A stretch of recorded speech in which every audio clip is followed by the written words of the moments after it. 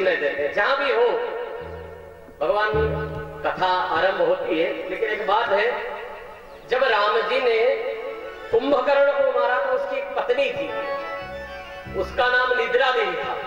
क्या था? निद्रा देवी। वो विलाप करने लगी कि भगवान अब मैं कहां जाऊं? बोले क्यों? बोले मेरे पति को तो आपने मार ही दिया, वो आपका भक्त भी था, विभीषण को बताया भी था कि राम सर्व अंतर्यामी है, लेकिन फिर भी मैं युद्ध करूंगा। बोले क्यों करूंगा? क्योंकि भाई की तरफ तो चलना ही पड़ेगा, भाई तो भुजा होती है। आपने मार डाला, अब मैं कहां जाऊं? तब महाराज राम जी ने कहा कि एक काम करो, जहां मेरी भगवान नाम का स्मरण होता हो और जिसका जीव बैठा तो यहां हो आदमी, और उसका अगर जीव यहां नहीं हो तो उसके जाकर ऊपर बैठ जाता। तो आप ध्यान रखिएगा, जब भी वो निद्रा देवी आएगी तो आपके ऊपर क्या असर होगा? आपको हल्का हल्का सा ऐसा लगेगा, हाँ नींद, आलस्य। तो समझ जाना कि कहीं ना कहीं निद्रा देवी, रावण की पत्नी आना, कुंभकर्ण की पत्नी आना शुरू हो गई। इसलिए अगर आप चाहते हैं कि कुंभकर्ण की पत्नी दूर ही रहे, तो प्रेम से जब भी हो बीच में एक बार बोलिए प्रेम से, राधे। ईमानदारी तो आजकल साबुन में नहीं मारा, यहां बोलने में क्या आएगी? प्रेम से बोलिए राधे राधे। सबसे पहले भागवत में महाराज जो श्लोक लिखा है वेद व्यास जी ने, वो श्लोक लिखा है, ओम सच्चिदानंद स्वरूपाय विषवदपत्यादिहेतवे तापत्रय विनाशाय श्रीकृष्णाय वयं नमः।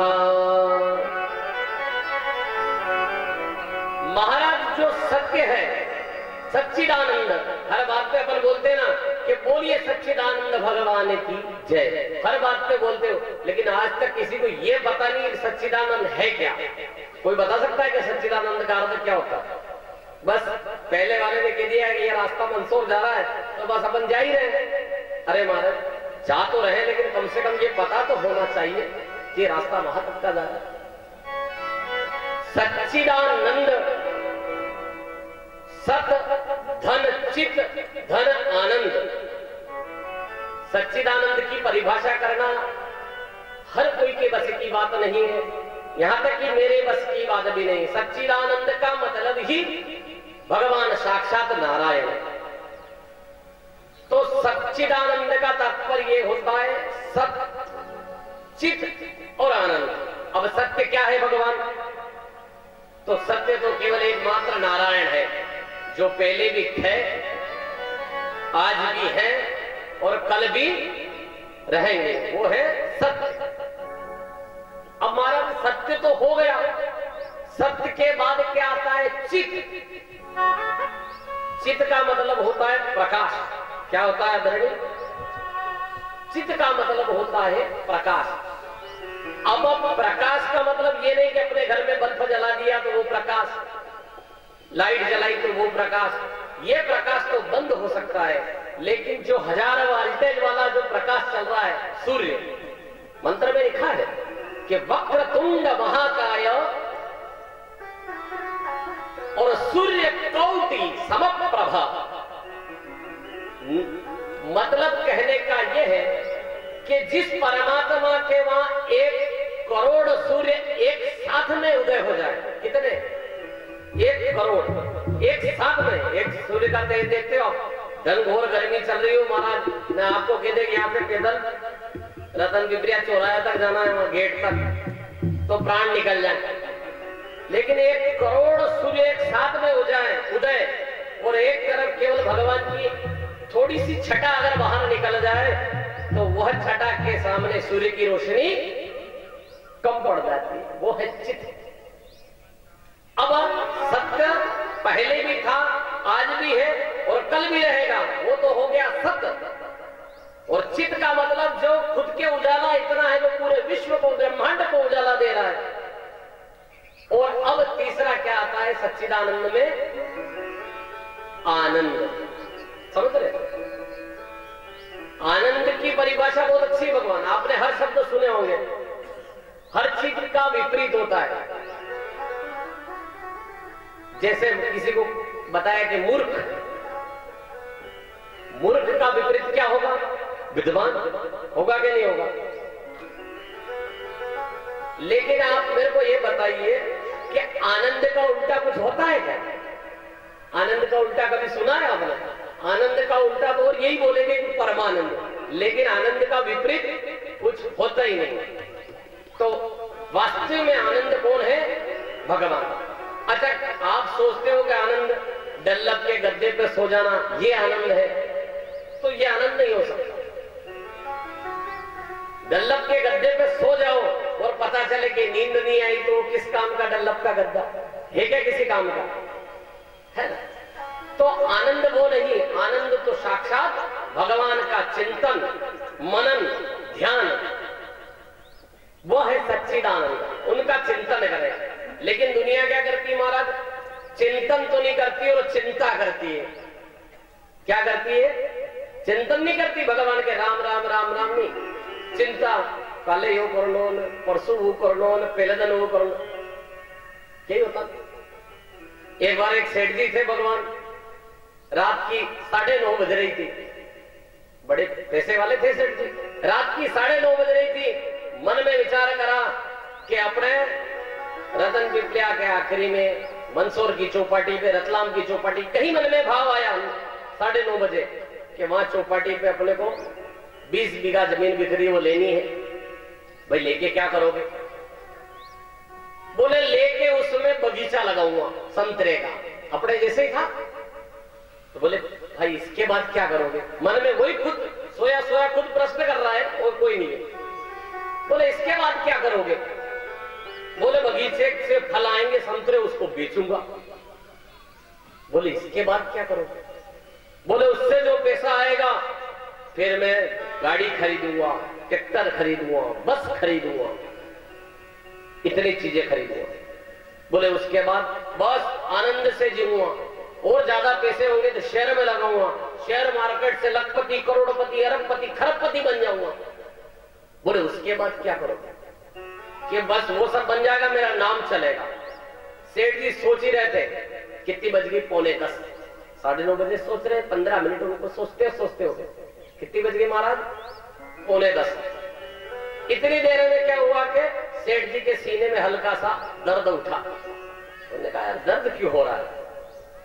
5 मिनट और निकले ने सेठ जी को हार्ट अटैक आ गया ने। सेठ जी गोपाल कृष्ण भगवान की जय। सेठ जी चले गए। तो महाराज सोचा हुआ पूरा हुआ क्या? तो चिंता करना नहीं, चिंतन करना। कहने का तात्पर्य यह है कि सच्चिदानंद चिंतन करना। चिंता करोगे तो चले जाओगे, अपने को जाना नहीं, रुकना है। तो चिंता ना करते हुए चिंतन करना है। प्रेम से बोलो राधे। इससे क्या मेरे को नींद नहीं आएगी? पता चलेगी निद्रा देवी का आकर्षण मेरे ऊपर हो गया ना, तो फिर सब एक जैसे हो जाएंगे। उसके बाद लिखा है सच्चिदानंद स्वरूपाय, जो सत्य है, जो चित है और आनंद है, वो साक्षात केवल नारायण है। सच्चिदानंद स्वरूपाय विश्वोत्पत्त्यादि हेतवे, जो विश्व को उत्पन्न करता है, जन्म देता है, पालन भी करता है और आखिरी में संहार कर देता है। सच्चिदानंद स्वरूपाय विश्वोत्पत्त्यादि हेतवे, विश्व की उत्पत्ति का कारण, जो जन्म देता है, बीच में सामने रहते हो और बाद में चले जाते हो। अच्छा एक बात बताएं, आप जन्म से पहले कहां थे? किसी को पता है क्या? कोई बता सकता है? भले कितना भी जानकार हो, नहीं बता सकता। अच्छा ये बता सकता है कि आप जाने के बाद कहां जाओगे? अच्छा ये चीजें भी छोड़ो, जैसे ही शाम होती है आप सोते हो, 8 बजे सो, 9 बजे सो, 10 बजे सो, आप सोने के बाद कहां जाते हो और सुबह उठने से पहले कहां रहते हो? कोई बता सकता है क्या? तो सच्चिदानंद स्वरूपाय विश्वोत्पत्त्यादि है हेतवे, जो विश्व को उत्पन्न करता है वह नारायण, मध्य में ले जाता है वो नारायण, और जो समाप्त कर देता वो भी नारायण। अब इसी श्लोक में आता है तापत त्रय विनाशाय, जो 3 तरह के दुख को मिटा देता है। अब कौन कौन से दुख है? रामायण में भी लिखा है महाराज। कौन कौन से? देहिक देविक भौतिक तापा, देहिक देविक भौतिक तापा, राम राज का हो नहीं जापा, राम राज का हो नहीं जापा। हे राम सिया राम जय जय रामा, राम सिया जय जय रामा। महाराज एक तो देह से मतलब शरीर से क्या? मान लिया जाए आपके किसी के थोड़ा फुंसी हो जाए, राम राम पंडित जी सब बढ़िया, पर शरीर से कष्ट हो, ये होता है देहिक। देविक ताप कौन सा होता है? जो देवताओं के द्वारा दिया गया हो। देवताओं के द्वारा देते नहीं। मान लीजिए जाए कहीं मंदिर है और उस मंदिर की थोड़ी सी जमीन कहीं अपने कब्जे में आ गई तो देवता परेशान करते हैं। पता चले कि बहू लड़ रही, बेटे लड़ रहे, किसी को कुछ लग गया, वो देवताओं के द्वारा दिया हुआ दुख। एक भौतिक, आजकल के जो गाड़ी मोटरसाइकिल लेके गए, कहीं गिर गुरा गए, पता चला कि शाम को पैर फ्रैक्चर हो गया, वो भौतिक ताप। लेकिन ये तीनों ताप कहां नहीं थे महाराज? जब राम जी का राज था, कृष्ण जी के जन्म में राज में भी ये तीनों ताप थे, लेकिन जब राम जी का राज था तब ये तीनों ताप नहीं थे। कोई तन दुखी, कोई मन दुखी, कोई धन बिन रहत उदास। कोई तन दुखी, कोई मन दुखी, कोई धन बिन रहत उदास, थोड़े थोड़े सब दुखी, सुखी राम का दास। अब महाराज ये कैसे? तन दुखी कैसे? अब महाराज मान लिया जाए किन्हीं पटेल बा के 100 बीघा जमीन हो, अच्छा खासा पैसा हो, अच्छा खासा परिवार हो, सब कुछ हो, और सेठ जी रोटी बिना घी की खाए हो, तो सेठ जी से पूछा करे, सेठ जी पटेल बा अतरा पैसा वाला के बाद में पूरी रोटी खाई जा कई कराओ बाबूजी, डॉक्टर ने क्यों घी नहीं खाओ, घी खाई लोगा तो ब्लड प्रेशर बढ़ी जाएगा। इसे कहते हैं तन दुखी, सब कुछ होते हुए भी इस शरीर से दुखी। अब महाराज तन दुखी, कोई मन दुखी। मन से कैसे दुखी? बहुत पैसे वाला है, बहुत बड़े लोग, बड़े हाई लेवल के, बड़ा संपन्न काम, सब बढ़िया, एक ही बैठा खूब आनंद से रहता। सेठ जी सोचते कि बेटा का विवाह ऐसी जगह करूंगा, ऐसी जगह करूंगा कि बड़े बड़े लोग आएंगे और बड़ा बड़ा काम रहेगा और बड़े खानदान में करूंगा। और पता चले कि बेटा तो घर के नौकरानी को लेके सीताराम हो गया ना महाराज, मन दुखी। सब कुछ होते मन दुखी हुआ कि नहीं हुआ? हो गया। ये हो गया मन दुखी, सब है लेकिन बेटे ने सारा नाश कर दिया महाराज। अब कोई धन बिन रहत उदास। कोई आदमी मजदूरी करने जा रहा है महाराज, दिन भर में 200 रुपए लाया, तो अब उसको ये विचार है कि 50 रुपए तो दूध वाले को देने हैं, 100 रुपए बेटे की फीस भरना है, 50 की सब्जी ले ली, राम सीताराम सब बराबर। तो ये क्या हो गया? धन बिन रहत उदास। तो महाराज सुखी कौन? थोड़े थोड़े सब दुखी और सुखी राम का दास। जो राम जी का भक्त होगा महाराज, जो मिला वो ठीक है, नहीं मिला वो ठीक है, वो सुखी।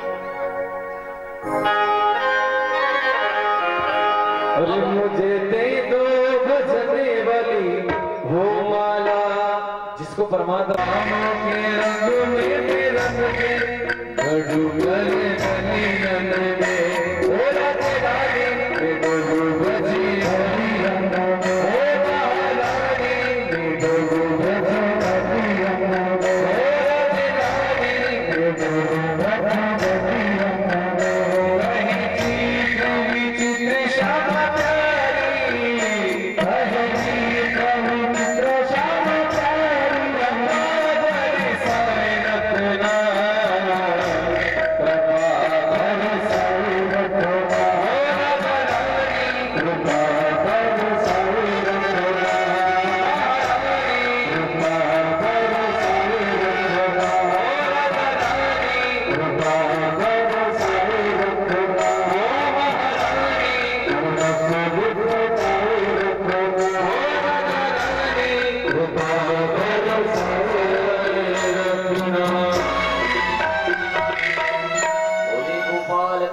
भगवान की जय। पूर्व जन्म के पाप से नहीं सुनने देते। जहां भी हो भगवान कथा आरंभ होती है। लेकिन एक बात है, जब राम जी ने कुंभकर्ण को मारा तो उसकी एक पत्नी थी, उसका नाम निद्रा देवी था। क्या था? निद्रा देवी। वो विलाप करने लगी कि भगवान अब मैं कहां जाऊं? बोले क्यों?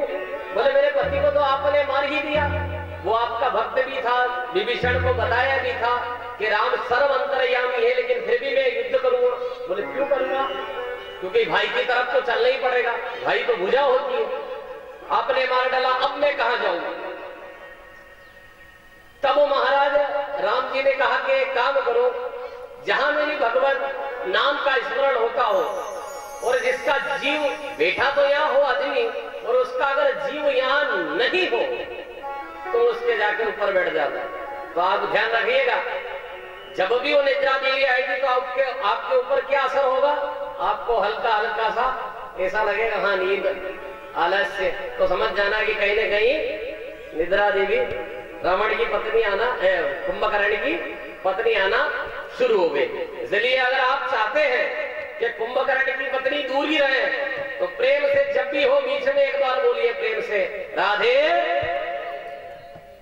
ईमानदारी तो आजकल साधु में नहीं मारा, यहां बोलने में क्या आएगी? प्रेम से बोलिए राधे राधे। सबसे पहले भागवत में महाराज जो श्लोक लिखा है वेद व्यास जी ने, वो श्लोक लिखा है, ओम सच्चिदानंद स्वरूपाय विश्ववद्भक्त्यादिहेतवे पापत्रय विनाशाय श्रीकृष्णाय वयं नमः। महाराज जो सत्य है, सच्चिदानंद, हर बात पे अपन बोलते ना कि बोलिए सच्चिदानंद भगवान की जय, हर बात पे बोलते हो, लेकिन आज तक किसी को ये पता नहीं कि सच्चिदानंद है क्या। कोई बता सकता है कि सच्चिदानंद का अर्थ क्या होता है? बस पहले वाले ने कह दिया कि ये रास्ता मंसूर जा रहा है तो बस अपन जा ही रहे। अरे महाराज जा तो रहे, लेकिन कम से कम ये पता तो होना चाहिए कि रास्ता वहां तक का जा रहा है। सच्चिदानंद, सत धन चित धन आनंद। सच्चिदानंद की परिभाषा करना हर कोई के बस की बात नहीं है, यहां तक कि मेरे बस की बात भी नहीं। सच्चिदानंद का मतलब ही भगवान साक्षात नारायण।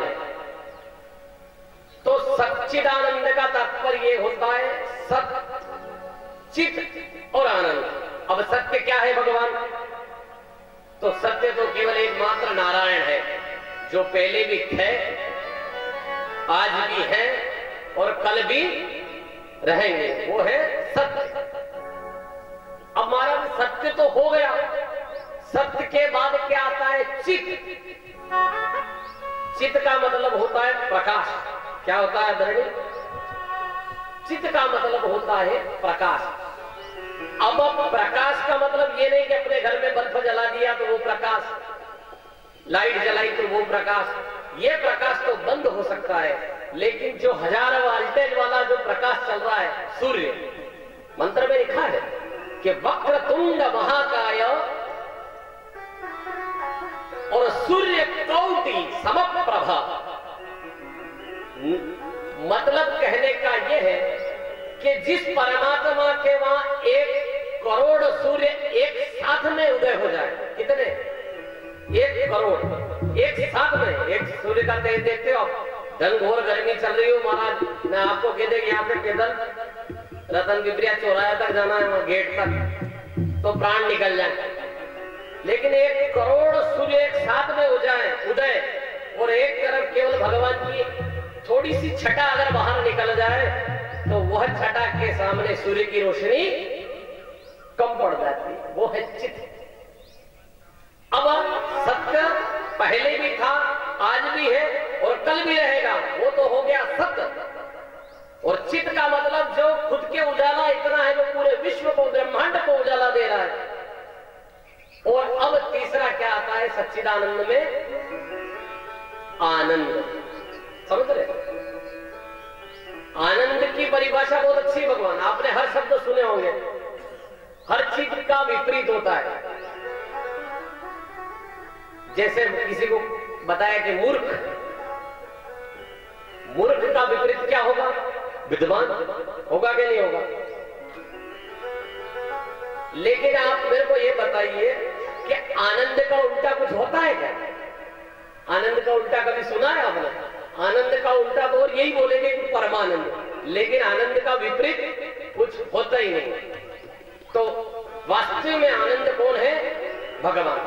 अच्छा, आप सोचते हो कि आनंद डल्लब के गद्दे पे सो जाना ये आनंद है, तो ये आनंद नहीं हो सकता।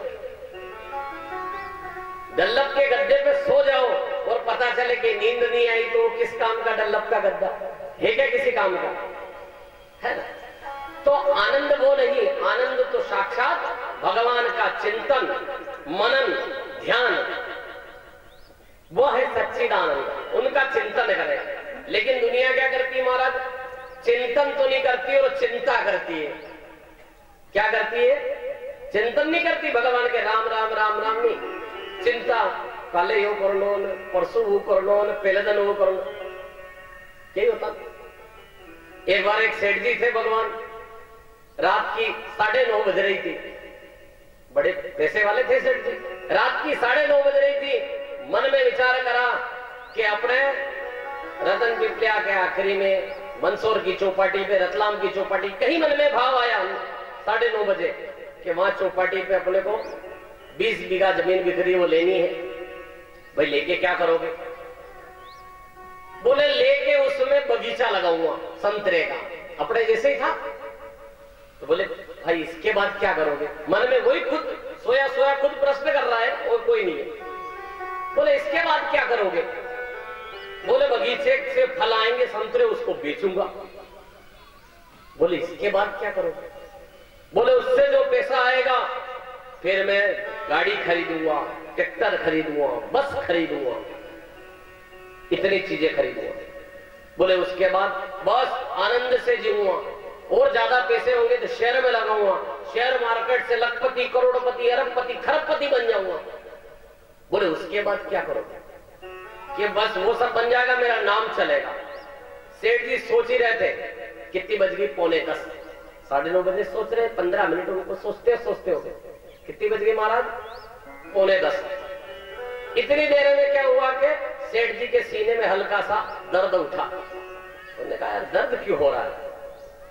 5 मिनट और निकले ने सेठ जी को हार्ट अटैक आ गया ने। सेठ जी गोपाल कृष्ण भगवान की जय। सेठ जी चले गए। तो महाराज सोचा हुआ पूरा हुआ क्या?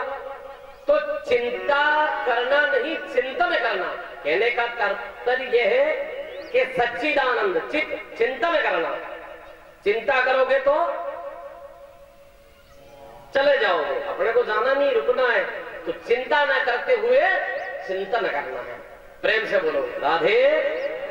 इससे क्या मेरे को नींद नहीं आएगी? पता चलेगी निद्रा देवी का आकर्षण मेरे ऊपर हो गया ना, तो फिर सब एक जैसे हो जाएंगे। उसके बाद लिखा है सच्चिदानंद स्वरूपाय, जो सत्य है, जो चित है और आनंद है, वो साक्षात केवल नारायण है।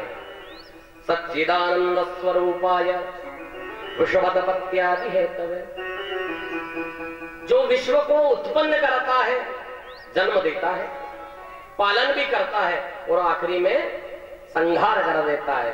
सच्चिदानंद स्वरूपाय विश्वोत्पत्त्यादि हेतवे, विश्व की उत्पत्ति का कारण, जो जन्म देता है, बीच में सामने रहते हो और बाद में चले जाते हो। अच्छा एक बात बताएं, आप जन्म से पहले कहां थे? किसी को पता है क्या? कोई बता सकता है? भले कितना भी जानकार हो, नहीं बता सकता। अच्छा ये बता सकता है कि आप जाने के बाद कहां जाओगे?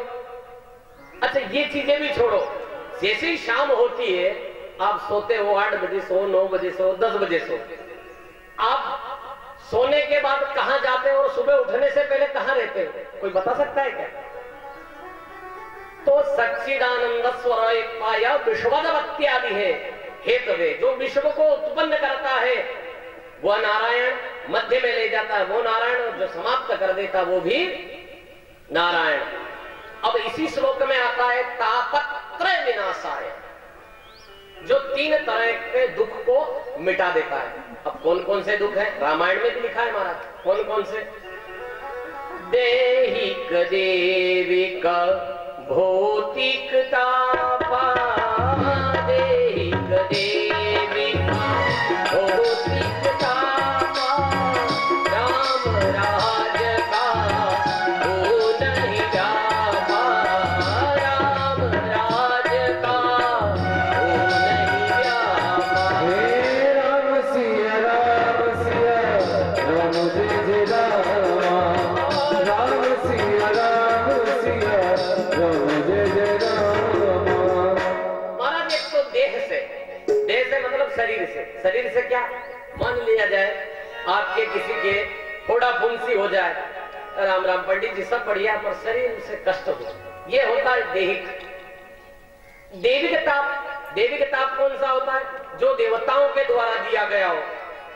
देवताओं के द्वारा देते नहीं, मान ली जाए कहीं मंदिर है और उस मंदिर की थोड़ी सी जमीन कहीं अपने कब्जे में आ गई तो देवता परेशान करते हैं।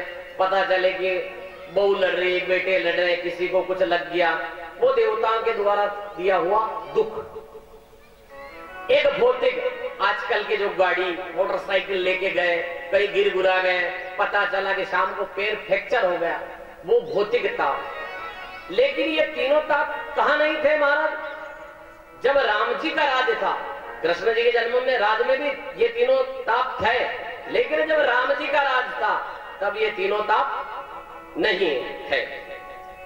कोई तन दुखी, कोई मन दुखी, कोई धन बिन रहत उदास, कोई तन दुखी, कोई मन दुखी, कोई धन बिन रहत उदास, थोड़े थोड़े सब दुखी, सुखी राम का दास। अब महाराज ये कैसे? तन दुखी कैसे?